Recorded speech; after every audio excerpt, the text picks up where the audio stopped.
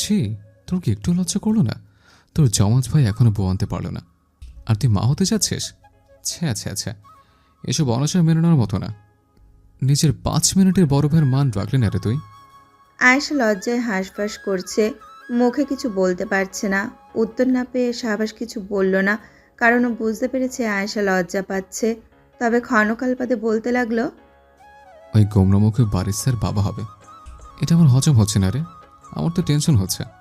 এটা ভেবে যে আমার ভাগ্নি না বলেই ব্যাটার মতো হয়, হলে দেখা যাবে তোকে বলছে, এ মাম্মা, তুমি আমাকে খাওয়াতে দেরি করলে কেন? চলো তোমাকে ডিটেনশন রুমে নিয়ে গিয়ে শাস্তি দেই।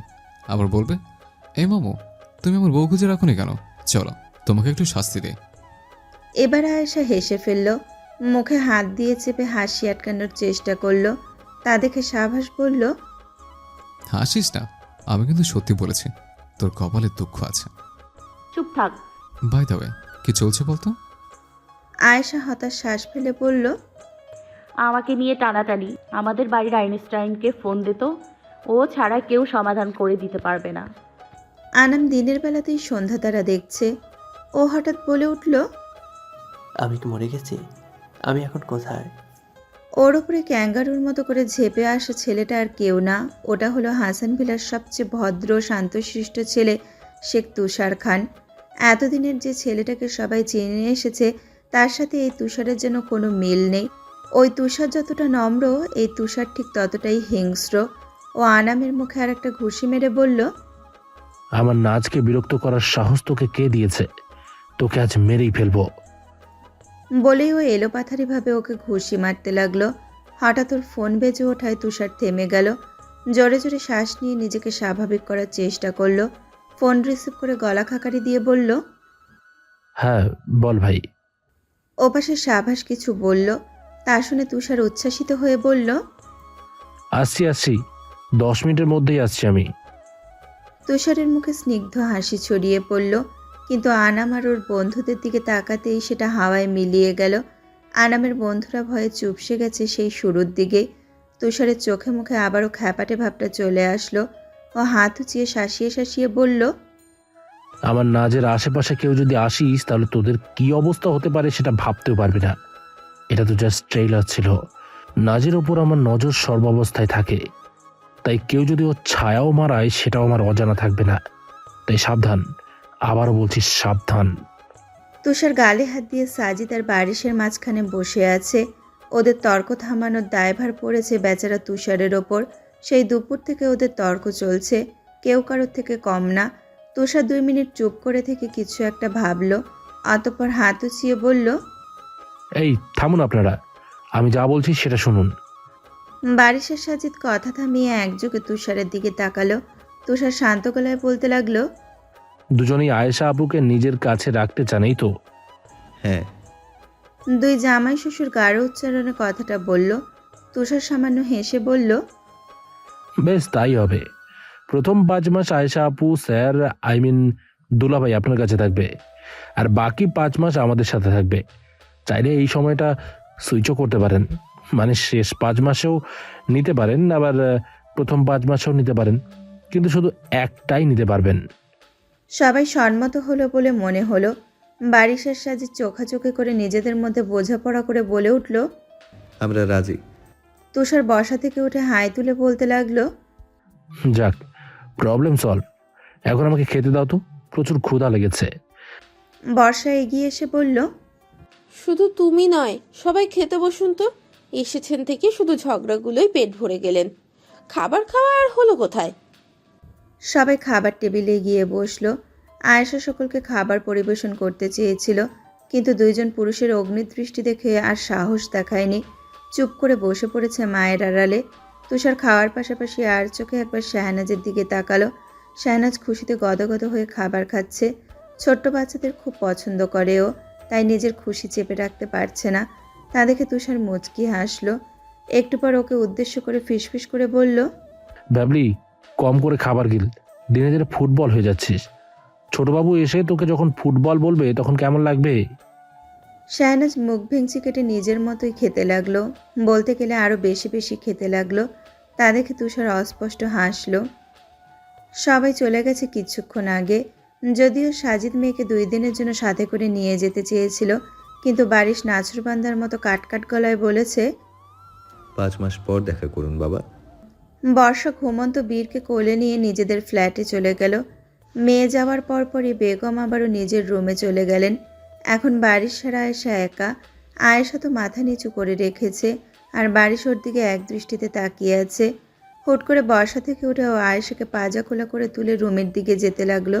ঘটনার আকস্মিকতায় আয়েশা হতভম্ব কণ্ঠে বলল। আমাকে নামান বারিশ স্যার। বারিশ ভ্রু কুঁচকে ওর দিকে তাকিয়ে বলল। কে স্যার শুনি? তুমি কি আমার ভার্সিটিতে পড়ো, নাকি আমার রুমে রাজত্ব করো, কোনটা? আয়েশা আজ কথা বলার ভাষা হারিয়ে ফেলেছে, তাই বারিশের বুকে মুখ লুকিয়ে রাখলো। তা দেখে বারিশ বাঁকা হেসে বলল। এই যে আমার ঠুনাঠুনির আম্মা যান, এভাবে লজ্জা পাবেন না। আমার ভালোবাসতে ইচ্ছে করে যে। আয়েশা বারিশের বুকে চিমটি দিয়ে বলল। অসভ্য লোক। বারিশ হাসতে লাগলো। আয়েশাকে বিছানায় বসিয়ে দিয়ে ও নিজেও বসে পড়ল। তারপর আয়েশার কপালে সময় নিয়ে চুমু খেয়ে বলল। আমার ঠুনাঠুনির খেয়াল রেখো আয়েশা। আয়েশা কপাল কুঁচকে বারিশকে নিজে থেকে সরিয়ে দিয়ে বলল। আমার বাচ্চার নাম এমন হবে না, বুঝেছেন? ওদের নাম এমন হবে যে কেউ শোনার সাথেই বলবে, ও বাবা গো, কি বড়লোক নাম। বারিশ চোখ সরু করে বইয়ের দিকে তাকিয়ে বলল। মানে তোমার মাথায় এত বাজে বাজে যুক্তিগুলো আসে কিভাবে বলো তো? আয়েশা তৎক্ষণাৎ জড়তাহীন কণ্ঠে বলল। কারণ আপনার মাথায় আমার ভাগের ভালো ভালো যুক্তিগুলো ঢুকিয়ে দেওয়া হয়েছে। বারিশ শান্ত চোখে ওর দিকে তাকিয়ে থাকলো। আয়েশার মাথায় হঠাৎ একটা বিষয় আসতেই ও আচানক একটা কলম বারিশের গলায় ছুরির মতো করে ধরে দাঁতে দাঁত চেপে বলল। তখন আপনি বাবার সামনে বলেছিলেন আমি আপনার জীবনের প্রথম বউ। তার মানে আপনার আরও বিয়ে করার ইচ্ছা আছে। দাঁড়ান, আমি আজ আপনার রগ কেটে সেই রগ দিয়ে আমার মাথার ব্যান্ড বানাবো, বেয়াদ্দপ স্বামী। বারিশ অসহায় দৃষ্টিতে ওর দিকে তাকিয়ে ক্ষীণ কণ্ঠে বলল। এটা আবার কখন বললাম যে আমি আরও বিয়ে করব? ছাত্রী হয়ে স্যারের সাথে এসব অনাচার করতে তোমার বুক কাঁপতো না? আর স্যার হয়ে ছাত্রীকে বিয়ে করতে আর তাকে নিজের বাচ্চার মা বানাতে আপনার লজ্জা করেনি? বেশ কিছু মাস কেটে গেছে, তাই সাজিদ গিয়ে নিজের মেয়েকে নিয়ে এসেছে। বারিশ বুকে পাথর চাপা রেখে পাঠিয়ে দিয়েছে নিজের জীবনের প্রথম বউকে। আজ স্বাধীন আর তোবাকে দাওয়াত করেছে সিনুরা।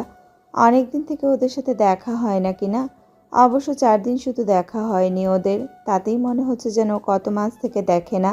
স্বাধীন আর তোবা 4 তলার গেস্ট রুমে বিশ্রাম নিচ্ছে। তোবা স্বাধীনের বুকে মাথা রেখে বলতে লাগলো। আচ্ছা শুনুন, কাল আপনার দাঁতগুলো এত ঝকমক করছিল কেন বলেন তো? স্বাধীন আমতা আমতা করতে লাগলো। একটু পর গলা খাকারি দিয়ে বলল। কেন, আমি কি হাসতে পারি না? আমি সবাইকে প্রমাণ করে দিতে চাই যে বিবাহিত পুরুষরাও মন খুলে হাসতে পারে। স্বাধীনের বুকের কাছে কান গুঁজে দিয়ে তুবা ভ্রু কুঁচকে বলতে লাগলো। আমি জানি আপনি মিথ্যে বলছেন, কারণ আপনার বুক অস্বাভাবিকভাবে কাঁপছে।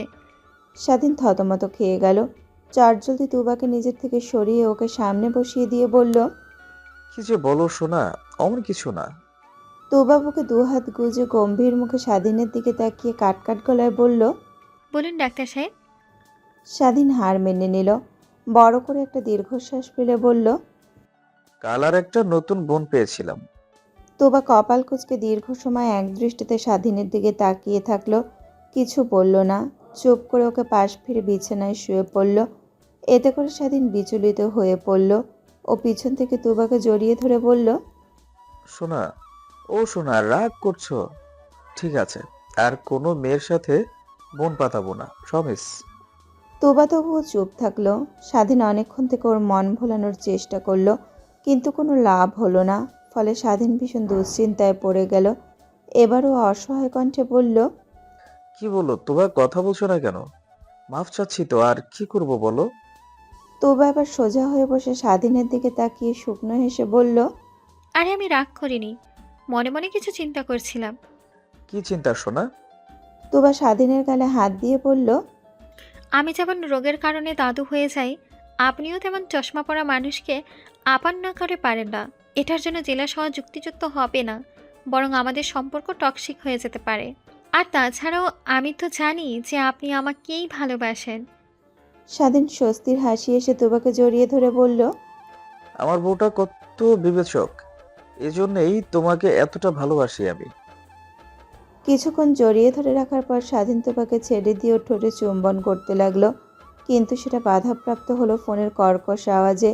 দুইজনেই বিরক্তি চোখে ফোনের দিকে তাকালো, কিন্তু ফোনের স্ক্রিনে জলজল করা নামটা দেখতেই ওরা হম্বিতম্বি করে ফোন রিসিভ করলো।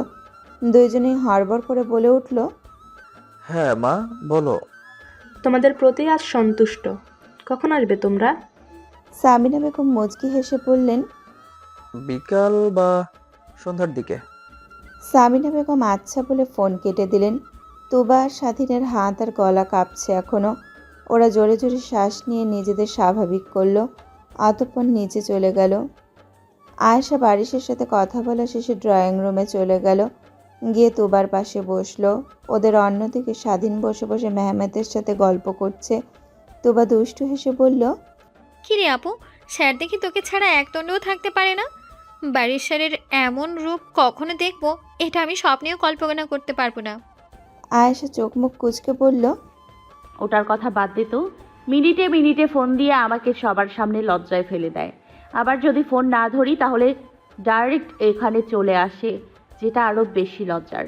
মাঝে মাঝে মনে হয় এই বেটা ক্লাস থাকাকালীন সময়েও বলে, তোমরা থাকো, আমি একটু আমার বউয়ের সাথে কথা বলে আসি। তুবা সামান্য হেসে বলল। এটা ভালোবাসা রে। আয়েশা হঠাৎ লাজুক হেসে বলল, তা তো জানি, কিন্তু সবার সামনে কি আর সবসময় কথা বলতে ইচ্ছে করে বল? প্রতি সপ্তাহে সপ্তাহে এসে আমাকে দেখে যায়, তবু ওনার শখ মেটে না।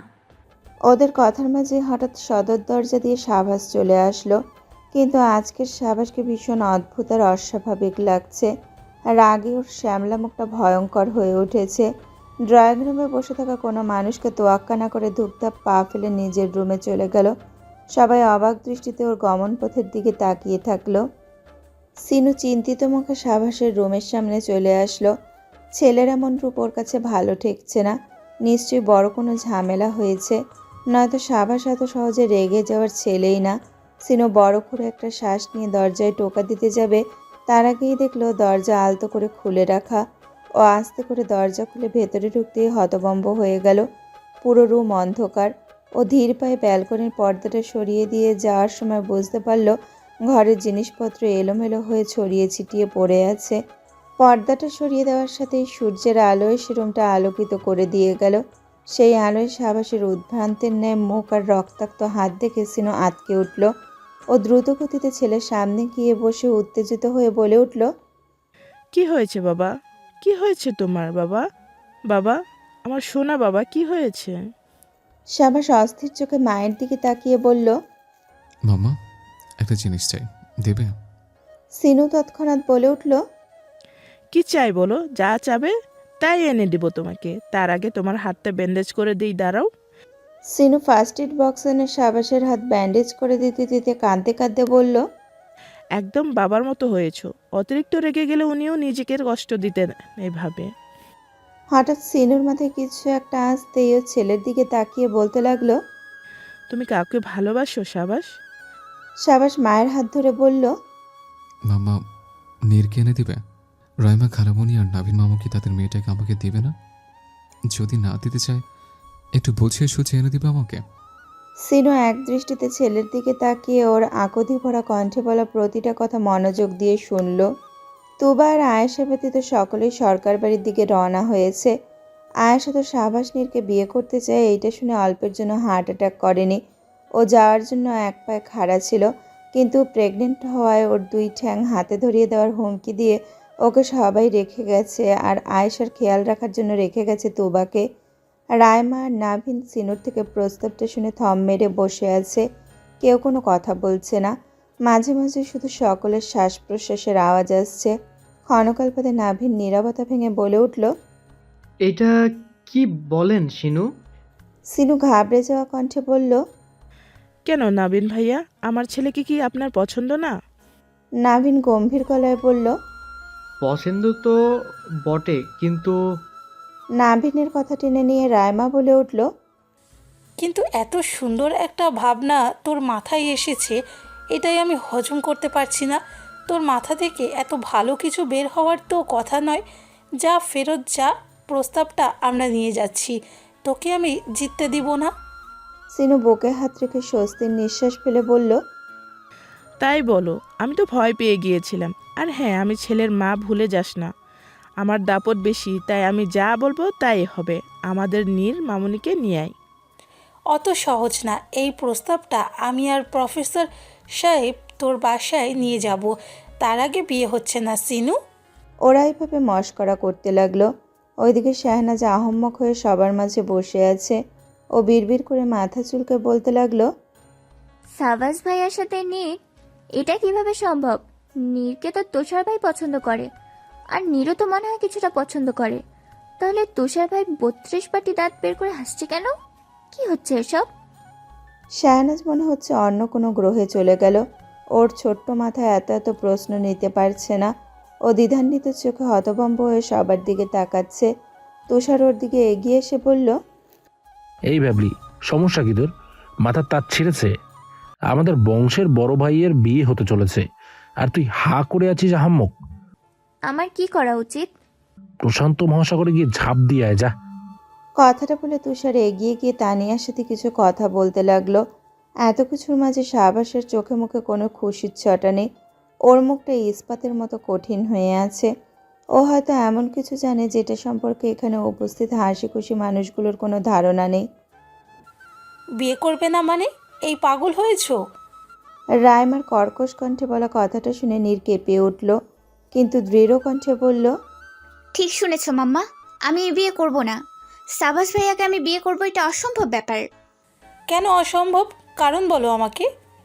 আমি চাই না। এটাই কি একটা কারণ না মাম্মা? কেন জেদ করছো আমার সাথে? রায়মা রেগে কিছু বলতে যাবে তার আগে শাহবাস রুমে প্রবেশ করে বলল, রায়মা খালামণি, নিকির সাথে আমি একলা কিছুক্ষণ কথা বলতে চাই। রায়মা এক পলক মেয়ের দিকে তাকালো আর এক পলক শাহবাসের দিকে তাকিয়ে সম্মতি জানিয়ে রুম থেকে বেরিয়ে গেল। রায়মার বলা কথাটা শুনে ড্রয়িং রুমে বসা প্রতিটা মানুষ দুশ্চিন্তায় ফেটে পড়ল। শাহবাস আন্নার ব্যালকনিতে মুখোমুখি হয়ে দাঁড়িয়ে আছে। শান্ত নীরের মুখও আজ শাহবাসের ন্যায় গম্ভীর হয়ে আছে। কয়েক মিনিট নীরবতার পর শাহবাস ফাঁপা শ্বাস ফেলে বলল, দেখ নিকি, আমি তোর গায়ে থুতে দিব না, আর না তোকে তুলে আছাড় মারবো। তাই প্লিজ মুখ যেমন বিড়ালের পাছের মতো করে রাখিস না। বিশেষ কর তোকে ভীষণ টাইনি টাইনি লাগছে। আকাশে পাখা মেলে এক ঝাঁক পাখি উড়ে গেল যে যার গন্তব্যে। সেই দিকে এক পলক তাকিয়ে শাহবাস পুনরায় নীরের দিকে তাকিয়ে বলল, নিকি দেখ, আমি জানি তুই ঠিক কী কারণে আমাকে বিয়ে করতে রাজি হচ্ছিস না, তাই লুকানোর চেষ্টা করার কোনো লাভ নেই। নীর চমকে উঠে শাহবাসের দিকে তাকালো। ইতস্তত করে বলতে লাগলো, কোকো, কি জানেন আপনি? শাহবাস শান্ত চোখে ঘাবড়ে যাওয়া নীরের দিকে তাকিয়ে কাঠ হেসে বলল, যেটা সবার থেকে লুকানোর সর্বোচ্চ চেষ্টা করছিস তুই। নীর ক্ষণকাল চুপ থেকে জোরে একটা শ্বাস ফেলে বলল, হ্যাঁ জানেন তো। কি করবেন আপনি? অবশ্য জেনে ভালোই করেছেন। এখন নিশ্চয়ই আপনি আর আমাকে বিয়ে করতে চাইবেন না, রাইট? কেন চাইবো না? আমি তোকে বিয়ে করব। নীর ভ্রুকুচকে ওর দিকে তাকিয়ে বলল, আজব তো, আপনি কি আমাকে জোর করে বিয়ে করতে চাচ্ছেন সাবাস ভাইয়া? আমি তোর ভাই না? হ্যাঁ সেটাই। আর না, আপনি আমার স্বামী হবেন। আমি আপনাকে বিয়ে করব না। নিকি, তুই ভুল করছিস। ভুল মানুষকে ভালোবেসেছিস। ও তোকে পাওয়ার যোগ্য নয়। ওই ছেলে তোর জন্য পারফেক্ট না। নীর এবার নিজের শান্তশিষ্ট স্বভাব থেকে বেরিয়ে সম্পূর্ণ নতুন এক রূপে এসে অত্যন্ত কর্কশ্বরে বলে উঠল, ও তার মানে আপনি যোগ্য? এই দুনিয়ায় আপনি ছাড়া সব ছেলেই খারাপ? আপনি একমাত্র পারফেক্ট? আমি ভালোর জন্য বলছি, কথা শোন। কেন শুনবো? আমার জীবনের সিদ্ধান্ত নেওয়ার আপনি কে? আমি কাকে বিয়ে করব কাকে করব না সেটা কি আপনি বলে দেবেন? এই অধিকার আপনাকে কে দিয়েছে? শাহবাস অবিচল চোখে নীরের নিরতিশয় ক্রুদ্ধ মুখটার দিকে তাকিয়ে আছে। একটু চুপ থেকেও আস্তে করে বলল, দেখ নিকি, ভুল করছিস। তোর এখনো সবকিছু বোঝার বয়স হয়নি। নীর মাথা চেপে ধরে নিজের রাগ নিয়ন্ত্রণ করে চিল্লিয়ে বলতে লাগলো, আপনি আমাকে নিক্কি বলা বন্ধ করবেন? আমার নাম নিকিতা নীর, ওকে? কোনো নিক্কি না। আর আমার ভালো মন্দ বোঝার জন্য বাবা মাম্মা আছে। আপনার নাক গলানোর কোনো দরকার নেই। শাহবাস শান্ত, খুব শান্ত। আজ যেন ওদের স্বভাব একে অপরের বিপরীত অবস্থান ধারণ করেছে। শাহবাসের দৃষ্টি নীরের দিকেই নিবদ্ধ। ও অত্যন্ত শান্ত স্বরে বলে উঠল, তুই আমার নিকি। তোর জীবনের নাক মুখ ঠ্যাং সব করানোর অধিকার আমার আছে। কে হ্যাঁ আপনি? কে আপনি? আপনি আমার সিনু খালামণির ছেলে, এতটুকুই, ব্যাস এতটুকুই। তাছাড়া আপনার সাথে আমার আর কোনো সম্পর্ক নেই। কেউ হন না আপনি আমার, কেউ না। শাহবাজ চোখ বন্ধ করে নিজেকে সামলে নিয়ে বলল, আবার বলছে, ওই ছেলে ভালো না নাকি? ভুল করে ফেলছিস তুই। নবীন মামু মানবে না এই সম্পর্ক। কেন মানাবে না? ওই ছেলে সাজিদ খালুর কফি শপে কাজ করে জন্য? তাহলে শুনুন, আপনার মতো আমার বাবা না। বাবা চরিত্র দেখে মানুষ বিচার করে, কাজ দেখে না। আমি সেটাই বলছি। নাকি তুই? উফ, can you stop calling me Nikki? আমার অসহ্য লাগছে। আর একবার যদি আমাকে ফোর্স করেন বিয়ে করার জন্য, তাহলে সত্যি বলছি আমি সুইসাইড করার চেষ্টা করব। শাহবাজ অবিশ্বাস্য দৃষ্টিতে নীরের দিকে তাকালো। কিছু বলতে ধরেও আর বলতে পারল না। 1 মিনিট এক দৃষ্টিতে নীরের মুখের দিকে তাকিয়ে থেকে শাহবাজ লম্বা লম্বা পা ফেলে রুম থেকে বেরিয়ে গেল। শুধু রুম না, ড্রয়িং রুমের সবার সামনে দিয়ে ধূপধাপ পা ফেলে বাসা থেকেই বেরিয়ে গেল। সবাই চিন্তিত মুখে একে অপরের দিকে তাকাতে লাগলো। আর রাইমা কপাল কুঁচকে নিজের মেয়ের রুমের দিকে কিছুক্ষণ তাকিয়ে থাকলো। ওর মনে কি চলছে সেটা বোঝা যাচ্ছে না। সিনু বিচলিত চিত্তে রুমে পায়চারি করছে। সাজিদ চুপ করে বিছানায় বসে আছে। নীরের থেকে না শোনার পর থেকে সিনুর মনটা কেমন অস্থির হয়ে উঠেছে, কেননা শাহবাজ হাত কেটেছে ওর জন্য। এখন না শোনার পর কি করতে পারে ও? সাজিদ শান্ত গলায় বলল, সিনু পাখি, অস্থির হতে হবে না। আমরা চেষ্টা করে দেখব, যদি তাতেও কাজ না হয় তাহলে ভাগ্যে যা আছে তাই হবে, কিন্তু কোনোরূপ জোর জবরদস্তি করা চলবে না। সিনু কিছু বলতে যাবে তার আগে দরজায় কড়া নাড়ার আওয়াজ পাওয়া গেল। শাহবাজ ক্ষীণ কণ্ঠে বলল, মাম্মা, দরজা একটু খুলবে?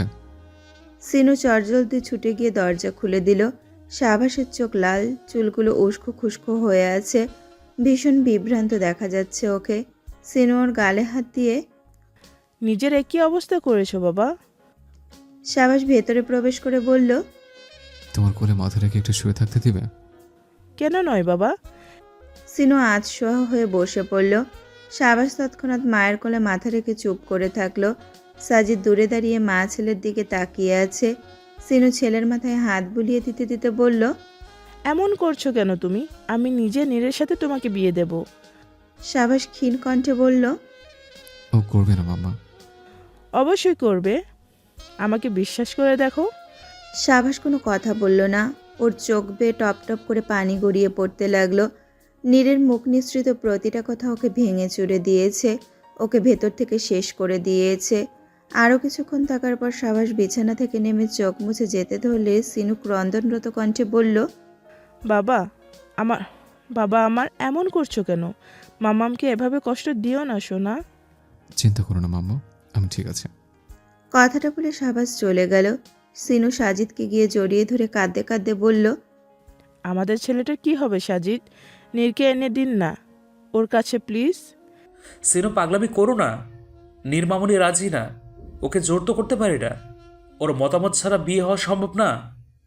সিনু হঠাৎ করে রেগে গিয়ে বলল, কেন আপনি করেননি? আপনিও তো আমাকে পাগলামি করেই বিয়ে করেছিলেন, তাহলে এটা কেন সম্ভব না? সাজিদ শান্ত চোখে বউয়ের দিকে তাকিয়ে বলল, সিনু, তোমার আমার প্রতি একটু সফট কর্নার ছিল। আলিসের সাথে রাগ করে তুমি আমাকে বিয়ে করতে অস্বীকৃতি করেছিলে। তবুও বলছি, আমার জীবনের সবচেয়ে বড় ভুল ছিল তোমাকে জোর করে বিয়ে করা। আমার তোমাকে একটু সময় দেওয়া উচিত ছিল, তার জন্য আমি আফওয়ান সিনু পাখি। তাই এই ভুল আমি দ্বিতীয়বার করব না।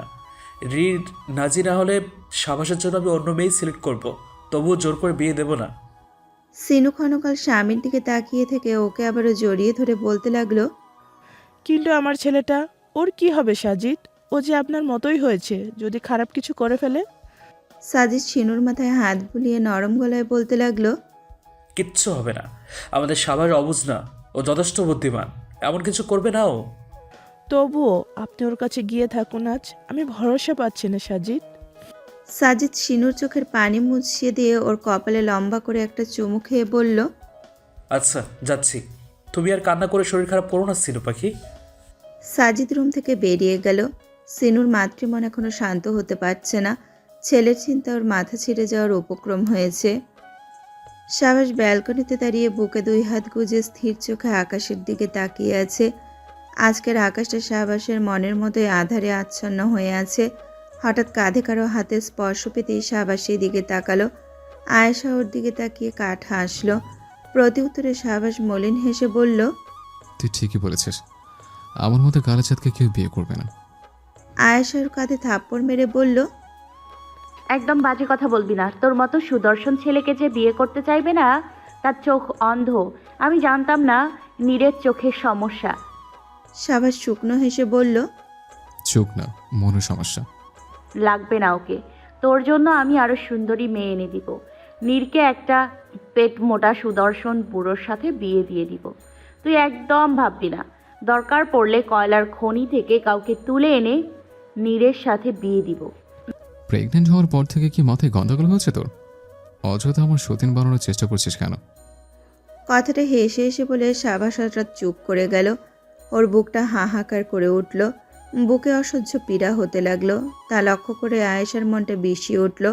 মনে হলো নীরকে নিয়ে এসে শাহবাজের সাথে বিয়ে দিয়ে দিতে, কিন্তু নীরকে ও প্রচণ্ড ভালোবাসে। নীরের মতামতের বিরুদ্ধে ও কিছু করতে পারবে না। শাহবাজ আবারও সামনের দিকে তাকিয়ে থাকলো।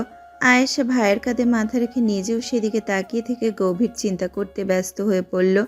পিছন থেকে ভাই বোনের দিকে কিছুক্ষণ তাকিয়ে থেকে সাজিদ রুমের দরজা থেকেই ফিরে গেল। শাহনাজ এখনো ভাবছে নীরের সাথেই শাহবাজের বিয়ে হবে, কিন্তু পরে কি হয়েছে সেই সবও ভালো মতো জানে না। তাই এতক্ষণ খুশি মনে পড়াশুনো করছিল, কারণ বিয়ের আগে ও সব পড়া কমপ্লিট করে রাখতে চায়। ও দ্বিতীয় তলা থেকে নিচে নামতে যাবে, তখন তুষারের সাথে ওর দেখা হয়ে গেল। ওকে দেখে শাহনাজ ব্রুকুজকে বলল, এত রাতে কোথা থেকে আসলেন তুষার ভাই? ভার্সিটিতে ক্লাস ছিল। রাতের বেলা?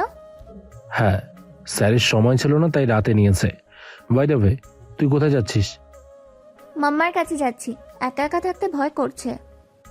বড় হ ভাবলি, বড় না হলে স্বামীর সংসার করবি কিভাবে? শাহনাজ মুখ ভেঙচি কেটে বলল, আমি বড় হয়েছি। বলে শাহনাজ নিচে নামতে লাগলো। তুষারও ওপরে যেতে লাগলো। এমন সময় কিছু পড়ার শব্দ শুনে তুষার চকিতে পিছু ঘুরে তাকালো। শাহনাজ ড্রয়িং রুমের মেঝেতে পড়ে ব্যথায় কাতরাচ্ছে। তুষার জোরে জোরে নিচে নামতে ধরে নিজেও পড়ে গেল। তা দেখে শাহনাজ নিজের ব্যথা ভুলে গিয়ে জোরে হেসে উঠে বলল, আপনাকে খুব ফানি লাগছে তুষার ভাই। মেঘপুঞ্জরা মুখ অন্ধকার করে রেখেছে সেই ভোরবেলা থেকে। যে কোনো মুহূর্তে টপ টপ করে কান্না গড়িয়ে পড়তে পারে। নাভিন মেঘলা আকাশের দিক থেকে চোখ সরিয়ে পেছনে বসে থাকা রায়মার দিকে তাকালো। কাল সারা রাত ওরা দুজনে ঘুমাতে পারেনি। শাহবাজ চলে যাওয়ার পরই রায়মা বেশ কিছুক্ষণ মেয়ের সাথে কথা বলেছে, কিন্তু কি কথা হয়েছে মা আর মেয়ের মধ্যে সেটা নাভিন জানে না। ও ধীর পায়ে রায়মার পাশে গিয়ে বসলো, অতঃপর শান্ত গলায় বলল, আমি একবার নীরের সাথে কথা বলে দেখি। শাহবাজ যে ওর জন্য কতটা পারফেক্ট হবে সেটা আমার ছোট মেয়েটা বুঝতে পারছে না। কথাটা বলা শেষে নাভিন রুম থেকে যেতে ধরলে রায়মা কাটকাট গলায় বলল, দাঁড়ান। নাভিন সন্ধিহান দৃষ্টিতে বইয়ের দিকে তাকালো। রায়মা নাভিনের চোখে চোখ রেখে বলল, আপনি কি এখন মেয়েকে জোর করতে চাচ্ছেন? জোর কেন করব? আমি শুধু ওকে বোঝাবো একটু। আপনার বোঝানোটাই ওর কাছে জোর করা মনে হবে। কিভাবে জানেন? নীর তার বাবাকে অনেক সম্মান করে আর ভালোবাসে, তাই তার বাবা যদি তাকে কিছু করতে বলে তাহলে ও নিজের অনিচ্ছা সত্ত্বেও সেটা করতে রাজি হয়ে যাবে। এটাকে এক কথায় ইমোশনাল ব্ল্যাকমেইল বলে প্রফেসর সাহেব। আর আমি চাই না আমার মেয়েকে এমন কোনো একটা পরিস্থিতিতে ফেলতে। নাভিন ভ্রুকুচকে পুনরায় রায়মার পাশে এসে বসলো। ও নিজেও খানিকটা চিন্তিত হয়ে পড়ল। রায়মা তো ভুল কিছু বলেনি। ক্ষণকাল নীরবতার পর রায়মা বলে উঠল, ভাবতে পারবেন না, কাল মেয়েটা সাব্বাসকে বিয়ে করবে না বলে কত কান্না। আমি বুঝতে পারছি যে সাব্বাসের সাথে এরকম কিছু ও কখনো কল্পনা করেনি আর না করতে চায়। তাই বিষয়টা এখানেই শেষ করা ভালো। নয়তো যদি কোনোভাবে ভুলিয়ে বালিয়ে বিয়েটা দিয়েও দিই তাহলে দেখা যাবে আমাদের আদরের মেয়েটার সারা জীবন চোখের পানি ফেলছে। এটা কি আপনি চান প্রফেসর সাহেব? নাভিন হতাশ শ্বাস ফেলে বলল, অবশ্যই চাই না। ঠিক বলেছো তুমি। আমি শিনুর সাথে কথা বলে দেখব। আপনি না, আমাকে বলতে হবে। সিনু খুব ইমোশনাল ছেলের জন্য কি থেকে কি করে ফেলে। আমি ওর সাথে সময় নিয়ে কথা বলবো। সাজিদ ভাইয়া অনেক বিবেচক, উনি নিশ্চয়ই বুঝবেন বিষয়টা। এরপর আর কোনো কথা হলো না। অবশ্য বলবেই বা কি, বলার মতো আদেও কোনো কথা আছে? কিছুক্ষণ পর রায়মা নিজের শক্ত খোলস থেকে বেরিয়ে নাভিনের কাঁধে মাথা রেখে ক্ষীণ কণ্ঠে বলল, এখন পরিস্থিতিতে এসে পড়লাম প্রফেসর সাহেব। বিয়ে হলে আমাদের মেয়েটা কষ্ট পাবে, আর না হলে সাবাস কষ্ট পাবে। সবচেয়ে বড় কথা, আমাদের দুই পরিবার ভীষণ কষ্ট পাচ্ছে, তর পাচ্ছে। এটা কেন হচ্ছে আমাদের সাথে? কিছু বলার নেই নাভিনের, সান্ত্বনা দেওয়া ছাড়া। দুই চিন্তিত বাবা মা একে অপরের দীর্ঘশ্বাস শুনতে ব্যস্ত হয়ে পড়ল। বেশ কিছুদিন কেটে গেছে। নীর এখন বেশ খুশি। কেউ আর ওকে বিয়ের জন্য প্রেশারাইজ করেনি। খুব খুব খুশিও। কিন্তু আজ ভীষণ নার্ভাস নীর, কারণ শাহনাজ ওকে ওদের বাড়ি নিয়ে এসেছে। সবাই কেমন ব্যবহার করবে ওর সাথে এটা ভেবে অস্থির হয়ে উঠছে নীর। কিন্তু আসার পর সবার একদম স্বাভাবিক ব্যবহার দেখে প্রচণ্ড অবাক হয়ে গেল। এই যে যেমন মেহমেদ বরাবরের মতোই ফাজলামো করলো, সাজিদ একটা চকলেট দিল, সিনু আর তানিয়া আদর করে ওকে বিরিয়ানি খাওয়ালো, আয়েশা সে গল্প হাসি ঠাট্টা করলো। অবশ্য পড়াশোনা নিয়েও একটু মোটিভেশন দিয়েছে, যদিও নিজে কখনো পড়াশোনার ধার ধারেনি। সবার স্বাভাবিক আচরণ নীরকে ভীষণ স্বস্তি দিল। ও আয়েশার মোটিভেশনের প্রেক্ষিতে বলল, আপু তুমি না বলো পড়াশোনা অশ্লীল, তাহলে এত এত পড়তে বলছো কেন? আয়েশা কপট রাগ দেখিয়ে বলল, এক চড়ে দাঁত ফেলে দিব তোর। পড়াশোনা অশ্লীল? তার মানে যে শিক্ষক সেও অশ্লীল। এর মানে তুই ইনডাইরেক্টলি আমার ভোলা ভালা স্বামী, আমার পৃথিবীতে ল্যান্ড না করা বাচ্চার বাবা, এমনকি তোর নিজের বাবাকে অশ্লীল বললি। ছে নীর, তোর এতটা অধঃপতন হলো কিভাবে? আমি জাস্ট অবাক হয়ে যাচ্ছি। ছে। নীর আহম্মক হয়ে আয়েশার দিকে তাকিয়ে থাকলো। অন্যদিকে শাহনাজ হাসিতে লুটোপুটি খাচ্ছে। হাসতে হাসতে ও সোফা থেকে পড়ে গেল, তবুও হাসতে থাকলো। ওর অবস্থা থেকে নীরও হাসতে লাগলো। এমন সময় সাবার সিঁড়ি বেয়ে নিচে নামলো। ওকে দেখতেই নীরের হাসি থেমে গেল। ওর ভয় হচ্ছে সাবাস যদি উল্টাপাল্টা কিছু কথা বলে, যদি রাগারাগি করে, এমনকি যদি স্বাভাবিকভাবেও কথা বলে, সেটাও নীরের অস্বস্তির কারণ হবে। সাবাস ওর সমস্ত চিন্তায় পানি ঢেলে দিয়ে ডোন্ট কেয়ার ভাব নিয়ে ওদের সামনে দিয়ে বাদাম খেতে খেতে চলে গেল। তা দেখে নীর অবাক হয়ে মনে মনে বলল, অন্যদিন হলে তো অনেক কথা বলতো, অনেক কিছু জিজ্ঞাসা করতো। তার চেয়েও বড় কথা, কাউকে বাদাম না দিলেও আমাকে দিত, কিন্তু আজ দিল না। অবশ্য এটাই ভালো হয়েছে। ভার্সিটি শেষে নীর ড্রাইভার আঙ্কেলের সাথে কিছু কথা বলল। ওর কথা শুনে ড্রাইভার আঙ্কেল গাড়ি ঘুরিয়ে ফিরে গেল। গাড়িটা দৃষ্টিসীমার বাইরে যেতেই নীর হাঁটতে লাগলো। হঠাৎ ওর পেছন পেছন মাস্ক পরা কেউ হাঁটতে লাগলো। নীর যেদিকে যাচ্ছে, সেই আগন্তুক ব্যক্তিটাও সেই দিকেই যাচ্ছে। সহজ ভাষায় বলতে গেলে সেই আগন্তুক ব্যক্তি নীরকে ফলো করছে। উদ্দেশ্য ভালো না মন্দ সেটা বোঝা যাচ্ছে না। সাজিদদের কফি শপের একটা ব্রাঞ্চ ভার্সিটির থেকে 10 মিনিট দূরত্বে রয়েছে। নীর সেখানেই প্রবেশ করলো। এখানে সাজিদ বা মেহমেদ খুব একটা আসে না, ওরা দূর থেকেই তদারকি করে ব্যবসাটা। নীরের চোখে মুখে চাপা উত্তেজনা। ওর কৌতূহলী চোখ দুটো ব্যস্তভাবে কাউকে খুঁজে চলেছে। কাঙ্ক্ষিত ব্যক্তিটাকে দেখতেই নীরের মুখের উজ্জ্বলতা দ্বিগুণ বেড়ে গেল, সাথে লজ্জায় গাল দুটো খানিকটা লালও হয়ে গেল। সামনে স্টাফের পাশে হাস্যোজ্জ্বল মুখের সুদর্শন এক যুবক দাঁড়িয়ে দাঁড়িয়ে কাস্টমারের সাথে কথা বলছে। হঠাৎ যুবকটার নজর নীরের দিকে যেতেই ও দ্রুতপথে সেদিকে এগিয়ে এসে বলল, ম্যাম, আপনি কখন এসেছেন? স্বপন আপনাকে অপেক্ষা করানোর জন্য। সাজিদ আর মেহমেদের আত্মীয় নীর, তাই সব স্টাফ ওকে বেশ স্পেশালভাবেই ট্রিট করে। আজও তার ব্যতিক্রম হলো না। নীর নিজের লজ্জা ঢেকে রেখে সাফিমকে উদ্দেশ্য করে বলল, সবেমাত্র এসেছি, এত ব্যস্ত হতে হবে না। আপনার অর্ডার বলুন ma'am. 1 cup cold coffee. Okay. বলেই সাফিম দ্রুত অর্ডার আনতে চলে গেল। তা দেখে নীর মুচকি মুচকি হাসতে লাগলো। অনেকদিন আগে যখন নীর নাভিনের সাথে এখানে এসেছিল, তখনই ওর সাফিমকে এক দেখায় ভীষণ মনে ধরেছিল। সেই দিন থেকে ও বারবার সকলকে লুকিয়ে এখানে ছুটে আসে ওকে এক নজর দেখার জন্য। সাফিমের থেকে যদি পজিটিভ সিগন্যাল পায়, তাহলে নীর সোজা গিয়ে বাবাকে বলবে ওর কথা। তারপর যা হবে দেখা যাবে। সেই আগন্তুক ব্যক্তি নীরের থেকে সামান্য দূরে বসে ওকেই এক নজরে দেখে যাচ্ছে। অন্যদিকে নীর কফি খেতে খেতে সাফিমের দিকে তাকিয়ে আছে। মাঝে মাঝে গাল চেপে ধরে নিজের কিশোরী মনের আবেগ আর লজ্জাকে ঢেকে রাখতেও ভুলে যাচ্ছে। টানা 1 ঘন্টা ধরে বসে বসে 1 কাপ কফি কমপ্লিট করে নীর কফি শপ থেকে বেরোলো। এর চেয়ে দেরি করলে নীর বাবা মাম্মার কাছে ধরা পড়ে যেতে পারে, কারণ দুইজনেই অত্যন্ত বিচক্ষণ, চোখ দেখলেই মনের কথা ধরে ফেলতে পারে। সেজন্য নীর কোনো ভুল করার পর চশমা পরে কথা বলে রায়মার সাথে, নয়তো রায়মা ওর উপর যখন তখন ক্যারাটে প্রয়োগ করে ফেলে। নীর বেরোনোর সাথে সাথে এই আগন্তুক ব্যক্তিটাও পিছু নেওয়ার জন্য বের হলো। কিছু দূর এইভাবে যাওয়ার পর নীরের সন্দেহ হতে লাগলো ওর পেছনে কেউ আছে, তাই ও পিছু করে তাকালো, কিন্তু কেউ নেই। মনের ভুল ভেবে ও আবারও হাঁটতে শুরু করলো। আবারও একই অনুভূতি হলো ওর। এবারও হুট করে পেছনে ঘুরল, যার দরুন ও দেখতে পেল কেউ একজন সরে গেল। ভয়ে নীরের গলা শুকিয়ে গেল। আশেপাশে তাকিয়ে দেখলো পুরো রাস্তা ফাঁকা। তা দেখে ওর কপাল পেয়ে ঘাম ছুটতে লাগলো। কম্পিত পায়ে ও সামনের দিকে আগাতে লাগলো। ওর বাড়ি আরও বেশ কিছু দূর পরে রয়েছে। নীর রাস্তার সাইডে পড়ে থাকা একটা লাঠি চুপ করে হাতে তুলে নিল, তারপর আগাতে লাগলো। আবারও মনে হলো ওর পেছনে কেউ আসছে। নীর বড় করে একটা শ্বাস নিয়ে লাঠি দিয়ে পেছনের ব্যক্তিটাকে আঘাত করে নিজেকে মোটিভেট করার জন্য জোরে জোরে বলল, জিঙ্গালাল হু হু। সাবাস বাইক থামিয়ে কপাল চেপে ধরে বলল, কোন বল রে? নীর থতমত খেয়ে গেল। সাবাসও চোখ তুলে সামনে নীরকে দেখে কপাল থেকে হাত সরিয়ে মুখটা অস্বাভাবিক গম্ভীর করে ফেলল। অতঃপর বলল, কি সমস্যা?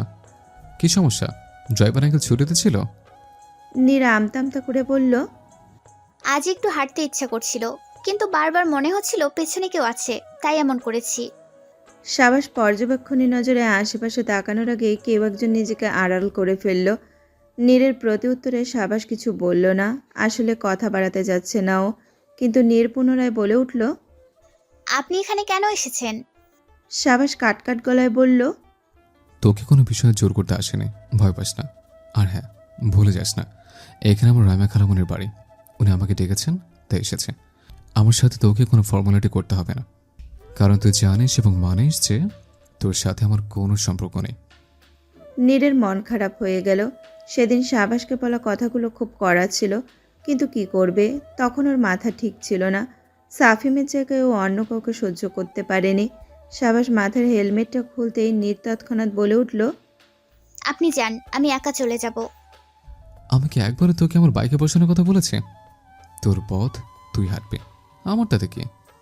নীর থতমত খেয়ে গেল। সাবাস বাইক থেকে নেমে সেটা ঠেলে ঠেলে নিয়ে যেতে লাগলো।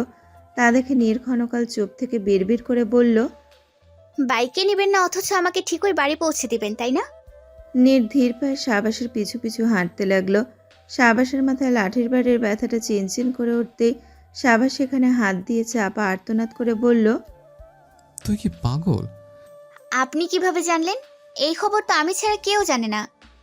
সবাই চিন্তিত মুখে বসে আছে। সিনু তো রীতিমতো কান্না চলে আসার উপক্রম। রাত 9টা বাজে, কিন্তু শাহনাজ এখনো বাসায় আসেনি।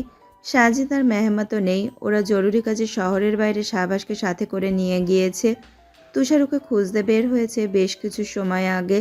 সিনুর অবস্থা থেকে তানিয়া ওর কাঁধে হাত রেখে বলল, চিন্তা করিস না, ও চলে আসবে। কিন্তু তানিও তো এত দেরি করে না কখনো, আর দেরি করলেও ফোন করবে বলে দেয়। আমার মেয়েটার কিছু হবে না তো? উনিও নেই। কিসব বাজে কথা বলছিস? পজিটিভ চিন্তা ভাবনা কর। তুষার গেছে তো শিনু, নিশ্চয়ই খুঁজে বের করে আনবে। হয়তো ওর কোনো বান্ধবীর সাথে কাজ ছিল। সিনু শান্ত হতে পারছে না। কোনো সান্ত্বনাই ওর কাছে ফলপ্রসূ মনে হচ্ছে না। শাহনাজ ওর শেষ সন্তান, আর তাছাড়া ছোট থেকেই শাহনাজ অসুস্থতার মধ্যেই বেড়ে উঠেছে, তাই ওর প্রতি একটু বেশি যত্নশীল। কিন্তু ওকেই আজ খুঁজে পাওয়া যাচ্ছে না। আরও কিছুক্ষণ পর শাহনাজ চলে আসলো দাঁত কেলিয়ে। ওর পাশাপাশি তুষার শান্ত মুখভঙ্গিতে ভেতরে প্রবেশ করলো। মেয়েকে দেখার পর সিনু চুপ করে সোফাতেই বসে থাকলো। আয়েশা আর তানিয়া ওর কাছে গিয়ে বলল, কোথায় ছিলি? শাহনাজ মাথা চুলকে বলল, বান্ধবীর বাড়িতে একটু গিয়েছিলাম কিছু জরুরি নোটস কালেক্ট করার জন্য। ফোন করে বলতে পারিসনি? আমার ফোনে চার্জ শেষ হয়ে গিয়েছিল। তোর ফোনে চার্জ ছিল না মানলাম, কিন্তু তোর বান্ধবীর ফোনেও কি চার্জ ছিল না? ওর ফোন দিয়ে ফোন করে আমাদের জানানো যেত না? শাহনাজ লজ্জিত ভঙ্গিতে হেসে বলল, মনে ছিল না, এতটা ভেবে দেখিনি। ওদের কথোপকথন শুনে সিনুর আচমকা প্রচণ্ড রাগ চেপে গেল। তড়াক করে বসা থেকে উঠে সকলকে অবাক করে দিয়ে হিজাবের উপর দিয়ে শাহনাজের চুলের মুঠি ধরে দাঁতে দাঁত চেপে বলল, বেয়াদব মেয়ে মনে ছিল না তাই না? তোমার বোকা মেয়ে আমাদের কেন এভাবে ভোগাবে? আর রাতের বেলায় বা কেন যেতে হলো তোমাকে? শাহনাজ ব্যথা পেয়ে চাপা আর্তনাদ করে বলল, মাম্মা, নোটসগুলোর দরকারই ছিল অনেক। আমি ভাবিনি এত দেরি হয়ে যাবে। বিকেলের দিকে গিয়েছিলাম, কিন্তু আন্টি নাস্তা করিয়ে তবে বিদায় দিয়েছে আমাকে। তো আমি কি করব? তোমার মন কেন এত ভুলো সেটাই আজ আমি দেখব। তোমাকে শিক্ষা না দেওয়া পর্যন্ত আমি শান্ত হব না। সবসময় তোমার সমস্ত ভুল নির্দ্বিধায় মেনে নিয়েছি আমি। আজকে সীমা পার করে ফেলেছো। কথাটা বলে সিনু ওর চুলের মুঠি আরো শক্ত করে চেপে ধরে সামনের দিকে যেতে লাগলো। ওইদিকে শাহনাজ ব্যথা পেয়ে কান্না করতে করতে বলল, মাম্মা, ভুল হয়ে গেছে, আর কখনো হবে না। আর ছাড়ো মাম্মা, ব্যথা পাচ্ছে। সিনুর কোনো হেলদোল নেই। তানিয়া আর আয়েশা অনেক চেষ্টা করেও আটকাতে পারছে না। তুষারের বুক পড়ে যাচ্ছে শাহনাজের চোখের পানি দেখে। ও সিনুর সামনে গিয়ে দুই হাত মেলে ব্যস্ত হয়ে বলতে লাগলো, বড় মা, মানছি নাজের ভুল ছিল, ওকে বকা দেওয়া উচিত, কিন্তু এভাবে না প্লিজ। আমি ওকে বোঝাবো, ও আর এমন বোকামি করবে না, ছেড়ে দাও ওকে। সিনু চোখ বন্ধ করে নিজের রাগ গিলে বলল, সামনে থেকে সরো তুষার, তুমি আমার অনেক পছন্দের, কিন্তু আজ আমি কারো কথা শুনবো না। এই মেয়ের একটা শিক্ষা পাওয়ার খুবই জরুরি। না বড় মা, আমি নড়বো না, তুমি ওকে ছেড়ে দাও প্লিজ, এবারের মতো মাফ করে দাও। এরপর থেকে ও অনেক বিচক্ষণ হয়ে যাবে, বিশ্বাস করো। দেখো তুষার, আমি তোমার সাথে খারাপ ব্যবহার করতে চাই না, তাই বলছি সরো। তুষার তবুও না সরায় সিনু নিজের পথ পরিবর্তন করে নিচতলায় ওদের রুমের দিকে যেতে লাগলো। তুষার আবারও আটকালো, কিন্তু কাজ হলো না। শাহনাজ ক্রন্দনরত চোখে তুষারের দিকে তাকালো। তুষার ব্যর্থ সৈনিকের মতো অসহায়ভাবে ওর দিকে তাকিয়ে থাকলো। আয়েশা বোনের অবস্থা সহ্য করতে না পেরে পেটে হাত চেপে নিচে বসে পড়ল। এখন আর বেশি ধকল নিতে পারে না, অল্পেতেই ক্লান্ত হয়ে যায়। এমন অস্বস্তিশীল একটা পরিস্থিতিতে কি করা উচিত সেটা কেউই বুঝতে পারছে না। সিনু সহজে রাগে না, কিন্তু রাগলে আর থামানো যায় না একজন ব্যতীত। সিনু শাহনাজকে টানতে টানতে নিজের রুমের দিকে নিয়ে যেতে ধরলে পেছন থেকে একটা কণ্ঠ শুনে ও নিজের কদম থামালো। সিনো, হচ্ছেটা কি? ওকে ছেড়ে দাও। সাজিদের কর্কশ কণ্ঠস্বরে সিনু পিছন ঘুরে তাকালো। ও পুনরায় বলে উঠল, মেয়ের সাথে এমন করছো কেন? আপনার মেয়ে কি ভালো? ওর কাজকর্ম আমাকে বিরক্ত করে দিচ্ছে। আজ ওকে আমি ছাড়বো না। যাই ভুল করুন না কেন, মেয়ের গায়ে হাত তুলতে পারো না তুমি। ওকে অন্যভাবে বোঝানো সম্ভব।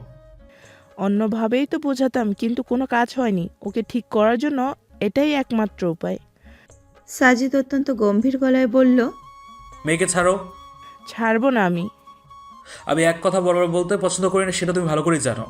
তাই বলছি, ওকে ছেড়ে দাও, আমাকে রাগিও না। সিনু শাহনাজের মাথা থেকে নিজের হাত সরালো। শাহনাজ কাঁদতে কাঁদতে থরথর করে কাঁপছে। সিনু ওকে ছেড়ে দিলেও কাটকাট গলায় বলল, এই মেয়েকে আপনি সামলান, এর বিষয়ে যেন একটা কথাও আর আমার কানে না আসে।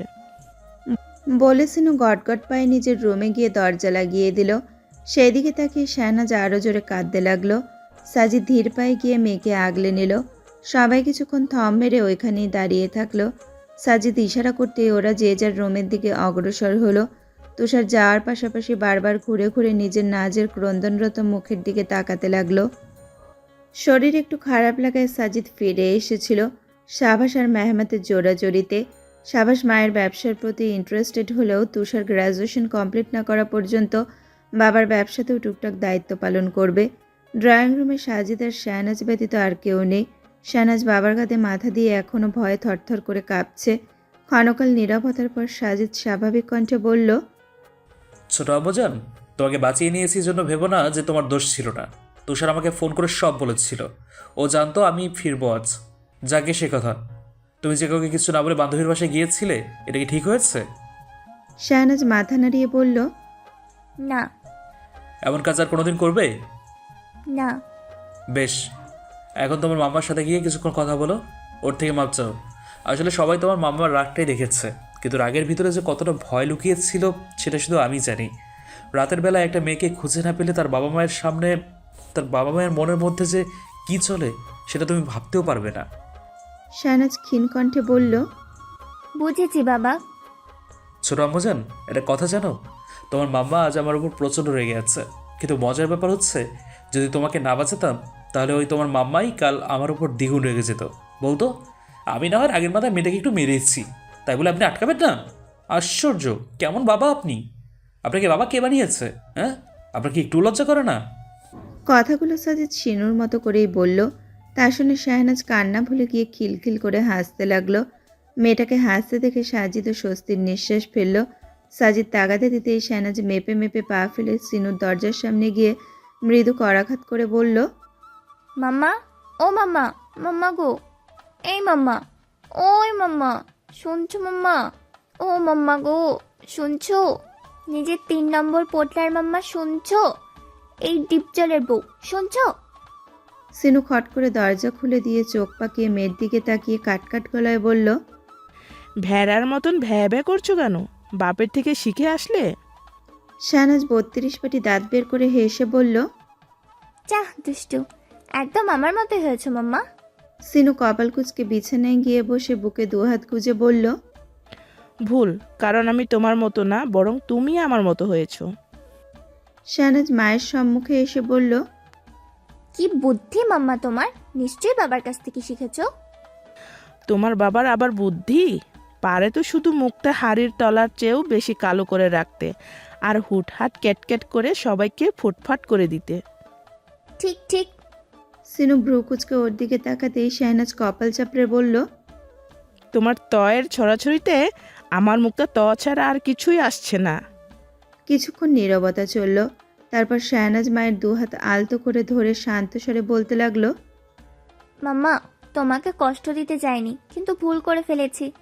এই যে যেমন অনেক চেষ্টা করেও নিজের পড়া আটকাতে পারিনি, তেমনই কোনো জায়গায় কোনো পদক্ষেপ নেওয়া উচিত সেটাও তৎক্ষণাৎ বুঝে উঠতে পারিনি। আমার ভুলগুলো একটু ধরিয়ে দিতে সাহায্য করো মাম্মা।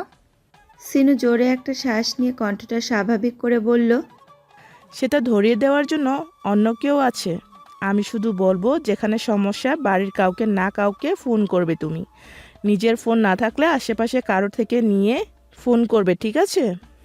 শাহনাজ অত্যন্ত সিরিয়াস মুখভঙ্গিতে বলল, কিন্তু মাম্মা, সেই আশেপাশের মানুষটা যদি আমাকে ছিনতাইকারী ভেবে আমাকে গণধোলাই দেয় তাহলে?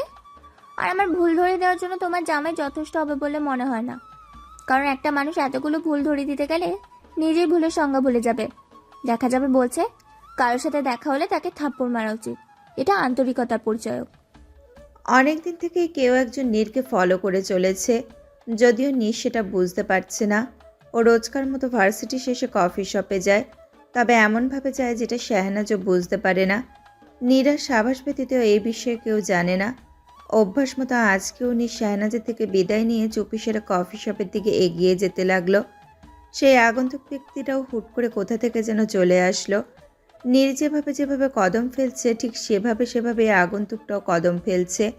রাস্তা ফাঁকা নেই খুব একটা, আর তাছাড়াও নীর কফি শপেও পৌঁছে গেল ইতোমধ্যে। ইদানিং সাফিম নীরের দিকে তাকিয়ে থাকে, যেটা নীরকে প্রচণ্ড খুশি করে দিচ্ছে। এটা পজিটিভ সাইন ওর কাছে। আজও তার ব্যতিক্রম হলো না। নীর আসার সাথেই সাফিম ওর জন্য 1 কাপ কফি নিয়ে আসলো, তবে আজ কফির উপরে লাপসায় নাকা। সাফিম মুচকি হেসে ফিরে গেল। নীরের লজ্জায় গাল দুটো লাল হয়ে গেল। ও যত দ্রুত সম্ভব নাভিনের সাথে কথা বলবে, আর দেরি করতে চায় না নীর। বেশ কিছুক্ষণ পর নীর কফি শপ থেকে বেরিয়ে গেল। কিছু দূর যাওয়ার পর আগন্তুকটা বেশ দ্রুতপদে হেঁটে এসে নীরকে ধরতে যাবে, তার আগেই রাস্তা দিয়ে কয়েকজন মানুষ হেঁটে আসায় সেই ব্যক্তি থেমে গেল।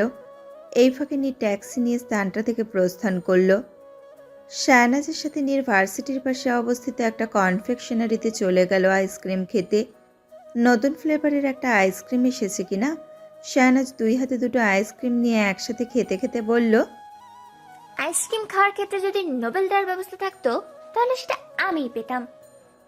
নীর নিজের আইসক্রিমে একটা বড় কামড় দিয়ে হেসে হেসে বলল, ভুল, সেটা সিনু খালামণি পেত। শাহনাজ আইসক্রিম খাওয়া বাদ দিয়ে কিছু মনে পড়ে যাওয়ার ভঙ্গিতে বলল, ওহো, তাই তো, মাম্মার কথা তো ভুলেই গিয়েছিলাম। আমার মনে আছে সেই কথাটা এখনো। একদিন মাম্মা আমাদের 3 জনের জন্য আনা আইসক্রিম লুকিয়ে লুকিয়ে খেয়েছিল। তা দেখে আমার কি কান্না! আমাদের কান্না আর মাম্মার দাঁত কালানো দেখে বাবা সেদিন 4 ঘন্টা মাম্মার দিকে গম্ভীর মুখে তাকিয়েছিল। মাম্মা শুধুমাত্র বাবার এই দৃষ্টিটাই প্রচণ্ড ভয় পেত। সেই হিসেবে বলতে পারিস খুব ভয়ঙ্কর শাস্তিটাই পেয়েছিল মাম্মা। নীর জোরে জোরে হাসতে লাগলো। কিছুক্ষণ পর হাসতে হাসতেই বলতে লাগলো, সে যাই হোক, পুরস্কারটা কিন্তু তোদের বাড়িতেই থাকতো। শাহনাজ হঠাৎ ভুলবশত বলে উঠল, তুইও তো সেই পরিবারেরই স্থায়ী সদস্য হতে পারতি। নীরের হাসি বন্ধ হয়ে গেল। শাহনাজ নিজেও থতমত খেয়ে মুখ বন্ধ করলো। অস্থিরতায় ও গপাগপ 2 হাতের আইসক্রিম গোগ্রাসে গিলতে লাগলো। দীর্ঘ নিস্তব্ধতার পর নীর টপিক বদলে শান্ত স্বরে বলল, খালামণির জন্য কয়েকটা আইসক্রিম কিনছি আমি। তুই ভার্সিটিতে গিয়ে আপাতত আমাদের কম্বাইন্ড প্রেজেন্টেশনটা রিচেক কর, পরে সামনে গিয়ে যেন লজ্জায় না পড়তে হয়। শাহনাজ দ্রুত চলে গেল। ও নিজেকে আর নীরকে কোনোরূপ বিব্রতিতে ফেলতে ইচ্ছুক না। নীর হতাশ শ্বাস ফেলে ওর গমন পথের থেকে চোখ সরিয়ে সামনে চলে গেল আইসক্রিম কেনার জন্য।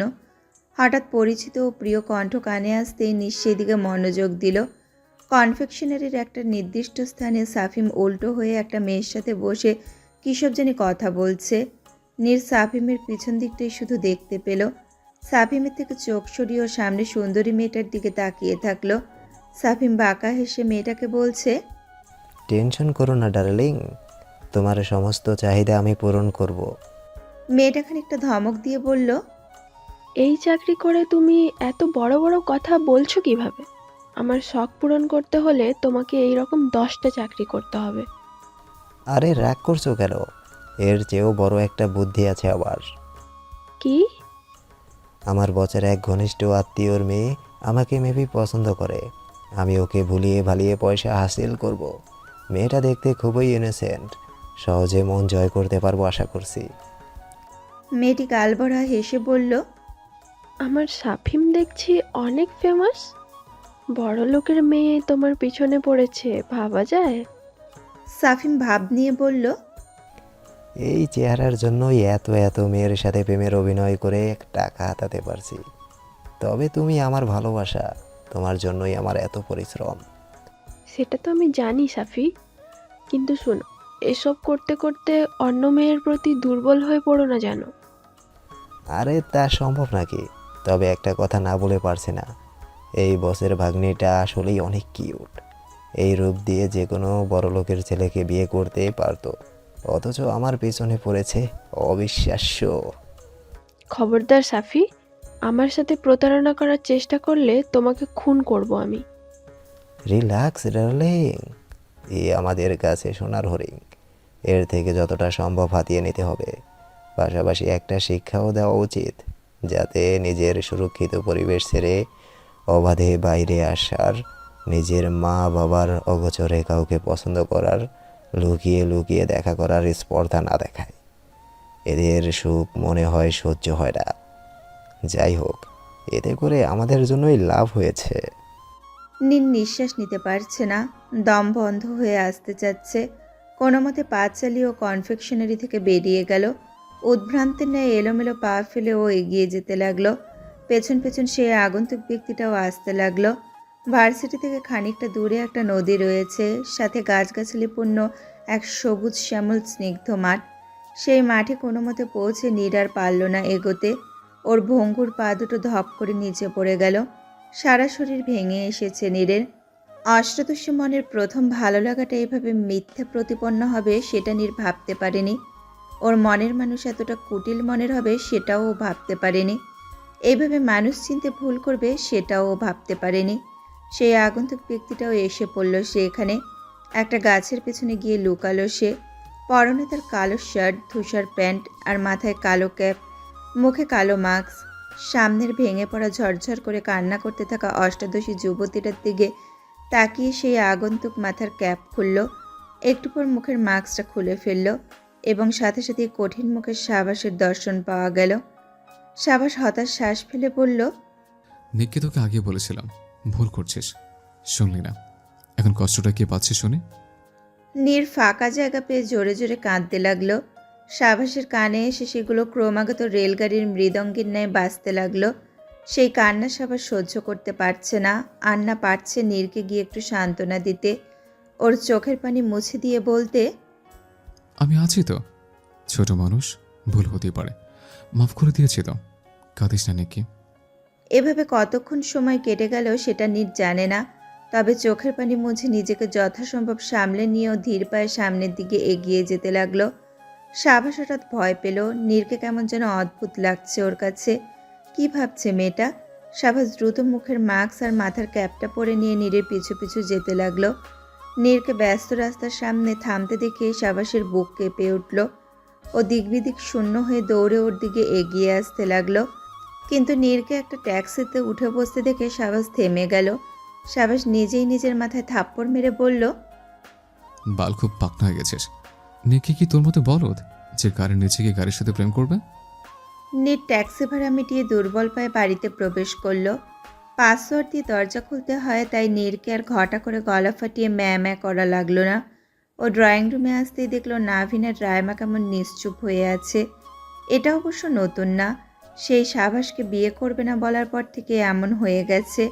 কিন্তু ওর সাথে অত্যন্ত স্বাভাবিক আচরণ করে। এমনকি হাসান ভিলার সব মানুষই এমনভাবে বিহেভ করে যেন কিছুই হয়নি। যদিও সেই দিনের পর থেকে সাবাস ওর সাথে আর কথা বলেনি। সেই দিন রাস্তায় দেখা হওয়ার পর যেটুকু কথা হয়েছিল ব্যাস অতটুকুই। নীরকে দেখার সাথে সাথেই নাভিন আর রায়মা একযোগে মুচকি হাসলো। তবে নীর জানে এটা মন থেকে হাসি নয়। ওরা সবাই কষ্ট পাচ্ছে, কিন্তু নীরকে বুঝতে দিতে চাচ্ছে না কেউই। এই কিছুক্ষণ আগেও নির্ভাবত শাফিমকে সকলের সাথে পরিচয় করানোর পর সবাই আবার আগের মতো হাসি খুশি হয়ে যাবে, তাও আবার মন থেকে। সাবাসকেও একটা সুন্দরী মেয়ের সাথে বিয়ে দেওয়ার কথা ভেবেছিল। ওর কাছে অনেক মেয়ের বায়োডাটাও ইতিমধ্যে কালেক্ট করে রাখা হয়ে গেছে। কিন্তু আজ সব শেষ হয়ে গেল। ওর সমস্ত চিন্তা পরিকল্পনা সব শেষ। নাভিন মিষ্টি হেসে বলল, নির্মা, এত তাড়াতাড়ি সিরিয়ালে যে? আজ না তোমার বিকালেও একটা ক্লাস ছিল? ছিল বাবা, কিন্তু আমার শরীর ঠিক ছিল না, তাই চলে এসেছি। রায়মান নাভিন ব্যস্ত হয়ে ওর কাছে ছুটে এসে বলল, কি হয়েছে মা? খুব বেশি অসুস্থ তুমি? ডাক্তার ডেকে আনতে হবে নাকি ডাক্তারের কাছে নিয়ে যেতে হবে? রায়মা বিরক্তিতে চকারান্ত উচ্চারণ করে বলল, শাট আপ, আপনাকে বাবাকে বানিয়েছে গন্ড মূর্খ। নীর বাবা মায়ের ঝগড়া পাত্তা না দিয়ে অত্যন্ত শান্ত গলায় বলল, স্টপ বাবা মাম্মা। ওরা চুপ করলো না। নীর পুনরায় বলে উঠল, আমি সাবাস ভাইয়াকে বিয়ে করতে চাই। নাভিন আর রায়মা ঘোরের মধ্যে থেকেই বলল, ও আচ্ছা, ঠিক আছে, চলো যাই বিয়ে করতে। নিজেদের কথা বুঝতে পারতেই নাভিন আর রায়মা চকিতে মেয়ের দিকে তাকিয়ে বলল, কি? আজ হাসান ভিলার ড্রয়িং রুমে সবাই উপস্থিত। তুষার রকিং চেয়ারে বসে একটা বই পড়ছে, আর সেই চেয়ারের পেছনে হেলান দিয়ে মেহমেদও সেই বই পড়ছে। তুষার অনেকবার বলেছে পাশে আর একটা চেয়ার নিয়ে এসে বসতে, কিন্তু মেহমেদের নাকি এইভাবে বসে মজা লাগছে, তাই তুষার আর কিছু বলেনি। সাজিদ অন্য একটা রকিং চেয়ারে বসে নিজেও বই পড়ছে। আয়েশা আর শাহনাজ সোফায় বসে গল্প করছে। ওদের থেকে একটু দূরে সাভাস বসে বসে বাদাম খাচ্ছে। তানিয়া আর সিনু কিছুক্ষণ পর হাতে নাস্তার ট্রে নিয়ে ড্রয়িং রুমে চলে আসলো। সিনু নিজের হাতে ট্রেটা রাখতেই ওর ফোন বেজে উঠল। রায়মা ফোন দিয়েছে। সিনু সামান্য হেসে ফোনটা রিসিভ করে অপর পাশের কথা শুনতে লাগলো। ক্ষণকাল বাদে ও চিৎকার করে বলল, কি? নীর সাবাসকে বিয়ে করতে চায়? সিনুর দিকে সবাই চকিতে তাকালো। শাহনাজ তড়াক করে বসা থেকে উঠে মায়ের দিকে আস্তে আস্তে বলল, মাম্মা কি বলছো? আমাকেও দাও, আমিও কথা বলবো। কিন্তু মায়ের কাছাকাছি আসার আগেই ধপ করে পড়ে গেল মেঝেতে। তানিয়ার হাত থেকে নাস্তার ট্রেটাও শব্দ করে পড়ে গেল। ওইদিকে সাবাস কাঁচতে শুরু করে দিয়েছে। আসলে ওর গলায় বাদাম আটকে গেছে, যেটা না ভেতরে যাচ্ছে আর না বাইরে আসছে। আয়েশা চটজল দিয়ে উঠতে গিয়ে মাঝপথে আটকে গেছে। ও মৃদু আর্তনাদ করে বলল, মাম্মা আটকে গেছি, উঠতেও পারছি না, বসতেও পারছি না। অন্যদিকে কথাটা শোনার সাথে তুষার রকিং চেয়ার থেকে উঠতেই মেহমেদের সেই চেয়ারের ওপর মুখ থুবড়ে পড়ে গেল। এতক্ষণ চেয়ারের ওপর সর্বশক্তি দিয়ে ভর দিয়েছিল কিনা। এত কিছুর মাঝে সাজিদ অত্যন্ত স্বাভাবিকভাবে থুতু হয়ে যাওয়া প্রত্যেকের দিকে শান্ত দৃষ্টিতে তাকিয়ে থাকলো। খা নিস্তব্ধতার মধ্যে কয়েক মিনিট পার হয়ে গেল। আয়েশা পেটে হাত চেপে সোফায় বসে জোরে জোরে শ্বাস নিচ্ছে। একটুর জন্য জানটা বেরিয়ে যায়নি ওর। সাবাস বাদামটা গিলে ফেলেছে বহু কষ্টে। এখনও চুপচাপ নিচের দিকে তাকিয়ে বসে আছে। মুখমণ্ডল অস্বাভাবিক রকম ঠান্ডা ওর। তানিয়া নিজের আধবুড়ো স্বামীকে মেঝে থেকে তুলে ওকে সোফায় বসিয়ে দিয়ে এক গ্লাস পানি দিয়েছে, যা মেহমেদ ঢকঢক করে খেয়ে নিল। সাজিদ আর তুষার ওদের সকলের দিকে ভ্রু কুচকে তাকিয়ে আছে এখনো। ক্ষণকালপাতে সাজিদ গলা খাকারি দিয়ে বলল, আর কোনো অসুবিধা থাকলে বলো, তাহলে সেই অসুবিধা উন্মোচন করার পরে না হয় আলোচনা করা যাবে। সাবাস ব্যতীত সবাই লজ্জিত ভঙ্গিতে সাজিদের দিকে তাকিয়ে বলল, নেই, সমালোচনা করা যাক। সাজিদ ফাঁপা শ্বাস ফেলে ছেলের দিকে তাকিয়ে বলল,